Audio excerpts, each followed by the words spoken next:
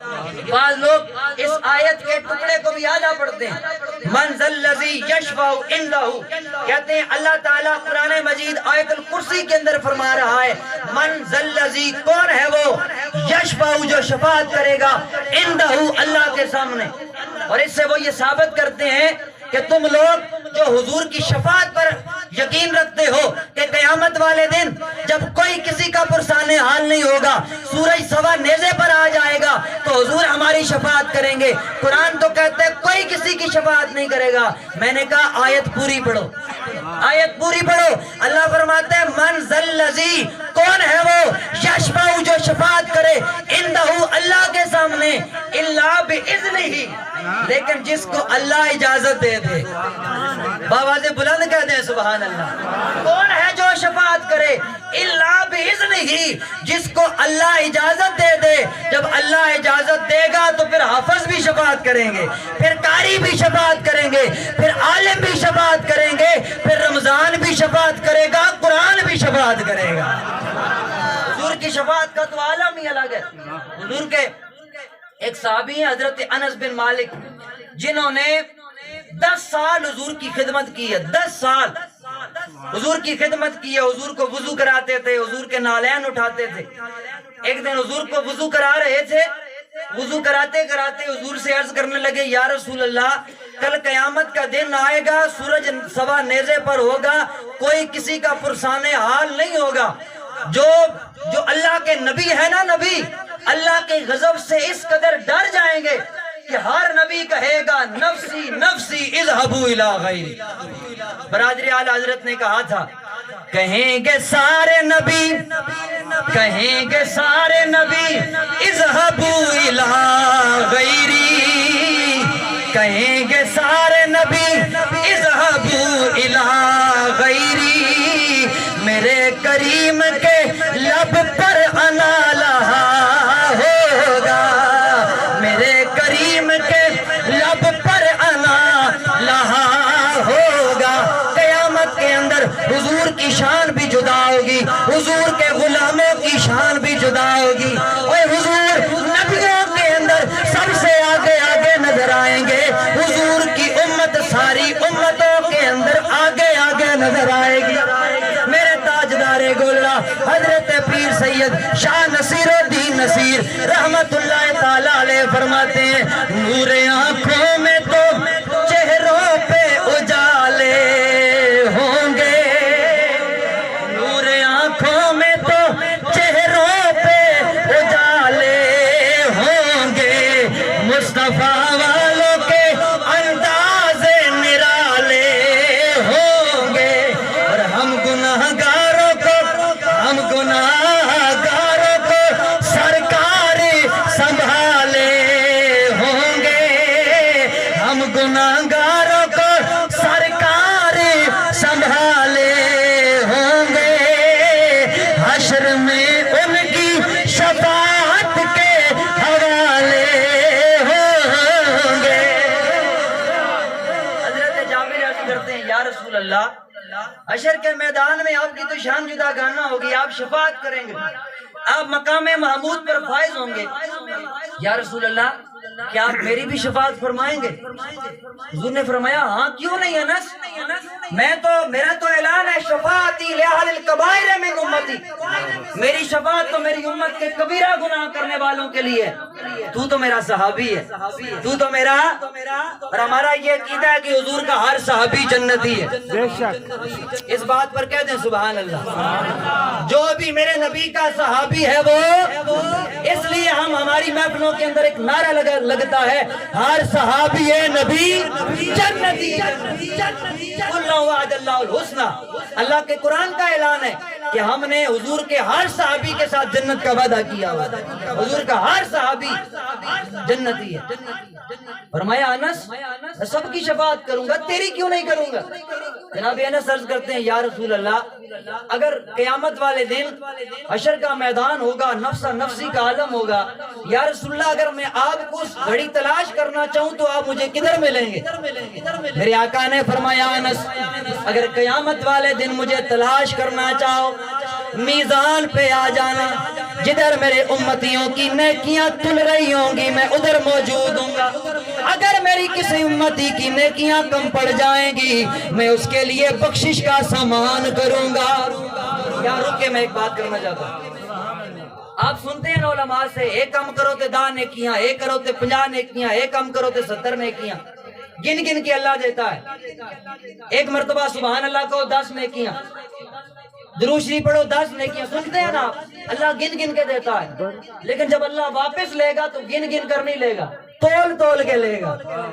یہ کیا بات ہوئی بھائی، جب دینے کی باری آئی تو گن گن کے دے رہا ہے، جب واپس لینے کی باری آئی تو میزان کس کو کہتے ہیں؟ تول، ترکڑی کو میزان کہتے ہیں عربی کے اندر، تول کے اللہ واپس کیوں لے گا؟ علماء فرماتے ہیں اس کی وجہ یہ ہے کہ بعض لوگوں کی نیکیاں کثرت کے اندر بہت زیادہ ہوں گی، تعداد کے اندر بہت زیادہ ہوں گی، لیکن ان کا کوئی وزن نہیں ہوگا، کہ وہ نیکیاں دکھلاوے کے لیے ہوں گی، دنیا داری کے لیے ہوں گی، ان کا کوئی وزن نہیں ہوگا۔ تو جو نیکیاں، بعض لوگوں کی نیکیاں تعداد میں کم ہوں گی لیکن وزن میں بہت زیادہ ہوں گی، کیونکہ وہ نیکیاں اخلاص کے ساتھ کی ہوئی ہوں گی۔ اس لیے ہم کسی کی ظاہری نیکیاں دے کر یہ نہیں کہہ سکتے کہ یہ جنتی ہے، اور کسی کی ظاہری طور پر کم نیکیاں دے کر یہ نہیں کہہ سکتے کہ یہ جہنمی ہے۔ بھئی ہم کون ہوتے ہیں کسی کو جنتی جہنمی کہنے والے؟ یہ تو قیامت کو پتہ چلے گا نا، جب اعمال تلیں گے۔ پھر مجھے پیر نصیر صاحب کی وہ بات یاد آتی ہے، آپ فرماتے ہیں کون مقبول ہے کون مردود ہے، بے خبر کیا خبر تجھ کو کیا کون ہے۔ ہم کون ہوتے ہیں کسی کا فیصلہ کرنے والے؟ کون مقبول ہے کون مردود ہے، بے خبر کیا خبر تجھ کو کیا کون ہے۔ جب تلیں گے عمل سب کے میزان پر، جب تلیں گے عمل سب کے میزان پر، تب کھلے گا کہ کھوٹا کھڑا کون ہے۔ کی مولوی کی پیر کی حاجی کی نمازی، جب تلیں گے عمل سب کے میزان پر، جب تلیں گے عمل سب کے میزان پر، تب کھلے گا کہ کھوٹا کھڑا کون ہے۔ سب کا داتا ہے تو، سب کو دیتا ہے تو۔ یہ حمد ہے اللہ کی بارگاہ میں، پیر نصیر نے جو حمد لکھی حد کر دی، یا اللہ سب کا داتا ہے تو، سب کو دیتا ہے تو، تیرے بندوں کا تیرے سوا کون ہے۔ سب کا داتا ہے تو، سب کو دیتا ہے تو۔ بات دور نکل جائے گی۔ پیر سید نصیر الدین نصیر کی میں بات کر رہا تھا، حدیث پاک میں پیش کروں حضرت انس بن مالک کی، فرماتے ہیں میں نے پوچھا یا رسول اللہ مجھے کدھر ملیں گے، یا رسول اللہ کدھر ملیں گے؟ حضور نے فرمایا پہلا میرا مقام ہوگا میزان۔ یا رسول اللہ اگر وہاں پر میں آپ کو نہ پاؤں تو پھر کدھر آپ ملیں گے؟ حضور نے فرمایا پھر نہر کوثر کے پاس چلے جانا، کوثر کی نہر کے پاس چلے جانا، وہاں پر میرا ممبر لگا ہوگا، میں اس ممبر پر جلوہ افروز ہوں گا اور اپنے پیاسے امتیوں کو کوثر کا جام بھر بھر کے پلا رہا ہوں۔ یا رسول اللہ اگر وہاں بھی نہ ملے، میرے آقا نے فرمایا انس پھر میرا تیسرا اور آخری مقام ہوگا۔ یا رسول اللہ وہ کون سا؟ فرمایا میں پل صراط کے پاس موجود ہوں گا۔ پل صراط یہ ایک پل ہے جو بال سے زیادہ باریک اور تلوار سے زیادہ تیز ہے، یہ دوزخ کے اوپر بنا ہوا ہے، دوزخ کے اوپر بنا ہوا ہے، اس کے اوپر سے ہر بندے نے گزرنا ہے، ہر بندے نے گزرنا ہے۔ جو نیک اعمال جس کی نیکیاں زیادہ ہوں گی وہ پل کراس کر جائے گا، ورنہ جو گناہگار ہوگا کٹ کے جہنم کے اندر گر جائے گا۔ حضور فرماتے ہیں جب میری امت کی باری آئے گی تو میں پل صراط کے قریب اللہ کے عرش کے پایوں کے پاس سر سجدے کے اندر رکھ کر اللہ سے دعا کر رہا ہوں گا، رب سلم امتی رب سلم امتی۔ یا اللہ میری امت کو سلامتی سے گزار دے، یا اللہ میری امت کو سلامتی سے گزار دے۔ سید اعلیٰ حضرت فرماتے ہیں رضا اب پل سے وجد کرتے گزریے، رضا اب پل سے وجد کرتے گزریے، کہ ہے رب سلم دعائے محمد، کہ ہے رب سلم دعائے محمد۔ آخری حدیث میں آپ کو سناتا ہوں پھر گفتگو کو اختتام کی طرف لے کر جاتا ہوں۔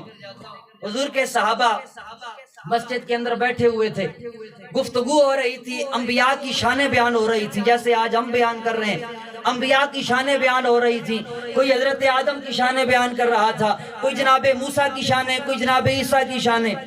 तज़किरा अंबिया हो रहा है, अंबिया की शान का जलसा हो रहा है। इतने में इमामुल अंबिया तशरीफ लाए, हुजूर तशरीफ ले आए। मेरे आका ने सहाबा की तकरीरें सुनी, सहाबा के खिताब सुने, उनकी गुफ्तगू सुनी कि मेरे सहाबा आज अंबिया की शान का जलसा रख के बैठे हुए हैं। सारे अंबिया की शानें सुनने के बाद मेरे आका ने ये नहीं फरमाया कि फलां नबी की ये शान नहीं है।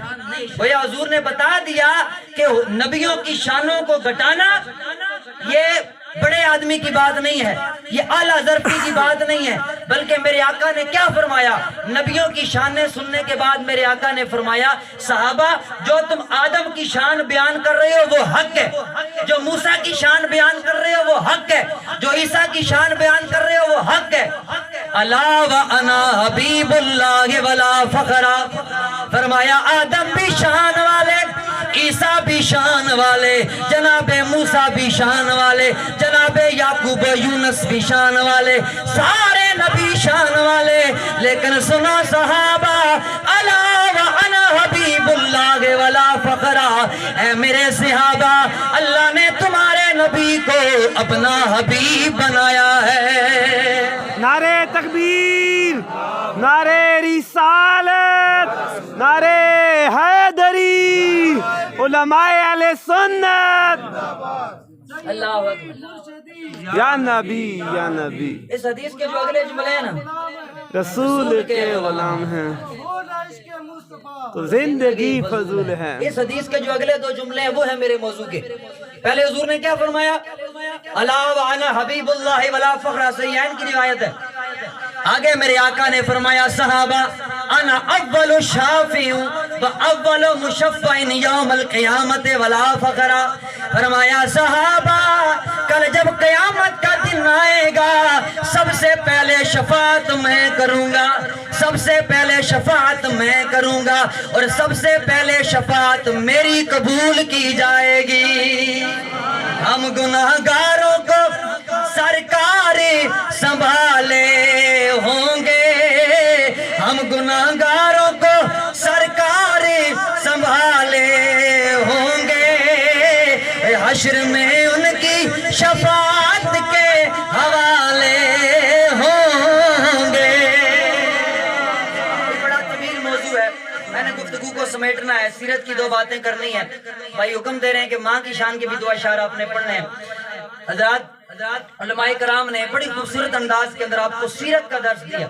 ये जो हम हुजूर की शानें बयान करते हैं ना, कभी हुजूर की शान शफात, कभी हुजूर का मिलाद, कभी हुजूर की अखलाक की बातें, कभी खत्म नबूवत की बातें, इनका मकसद क्या होता है? मकसद ये होता है कि हुजूर की शानें सुनकर उनकी इत्तिबा करो, क्योंकि एक उसूल है दुनिया का, बंदा जिसको पसंद करता है उसकी इत्तिबा करता है। आपने देखा होगा नौजवान हमारे जिस खिलाड़ी को पसंद करते हैं, क्रिकेटर को पसंद करते हैं, फिर उसकी तरह बनने की कोशिश करते हैं, उस तरह के कपड़े पहनते हैं। और अल्लाह माफी दे, आजकल दाढ़ियों का स्टाइल सुन्नत समझकर नहीं, खिलाड़ियों का वो स्टाइल समझ के रखते हैं। मैंने खुद उधर पिंडी के अंदर एक नौजवान को देखा, उसने दाढ़ी रखी, तो मैंने कहा यार माशाल्लाह, इसके वालिद ने दाढ़ी नहीं रखी हुई, इसने रख ली है। मुझे दोस्तों ने बताया कि इसने सुन्नत समझ के नहीं रखी, इंडिया का एक खिलाड़ी है उसने इस तरह ये कट वाली दाढ़ी रखी हुई है, तो उसको देखकर इसने रखी है। अस्तगफिरुल्लाह, माज़अल्लाह, माज़अल्लाह, कि हुजूर की सुन्नत समझकर दाढ़ी नहीं रख रहे, और खिलाड़ियों का वो जो है ही काफिर हिंदू है उनका तरीका समझकर रख रहे हैं। हज़रात गिरामी कदर, आज की इस महफिल का पैगाम ये है कि हुजूर अलैहिस्सलातु वस्सलाम की इत्तिबा करो, हुजूर की सीरत पर चलो। दुनिया और आखिरत की कामयाबी इसके अंदर है कि हुजूर अलैहिस्सलातु वस्सलाम की इत्तिबा करो। अल्लाह तबारक व तआला ने फरमाया कि मेरे रसूल की जिंदगी तुम्हारे लिए नमूना है। अगर दुनिया और आखिरत के अंदर कामयाबी चाहते हो तो मेरे रसूल की सीरत को अपनाओ, कोई मुश्किल नहीं है। इस्लाम इंतहाई आसान दीन है। 5 वक्त की नमाज पढ़ो, कबीरा गुनाहों से बचो, ज़ना से बचो, रिश्वत से बचो, और उसके अलावा